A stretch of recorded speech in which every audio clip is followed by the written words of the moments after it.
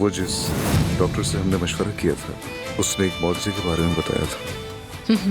मैं सोच रहा हूँ कि हम ट्राई करें, एक कोशिश तो कर सकते हैं ना। हमने फैसला किया है कि हमारे बच्चे की सरोगेट माँ दानिया होगी। समझी नहीं, मिसेस दानिया ने कॉल की थी? नहीं, वो 2 दिन पहले अजमत साहिबा के साथ डॉक्टर याकूब से मिलने आई थी। 2 दिन पहले? 2 दिन बाद मैं इस्तांबुल चली जाऊंगी, फिर उसके बाद ऑस्ट्रेलिया आपकी बहन के पास। यानी जिस दिन वो जा रही थी उस दिन? सब कुछ मेरे मंसूबे के मुताबिक है। मैंने दानिया को चुना है और आखिरकार सब घर छोड़ देंगे। फिर मैं दानिया से भी जान छुड़ा लूंगी और मुझे सुकून मिल जाएगा। दानिया से जान छुड़ाने के बाद सब कुछ ठीक हो जाएगा।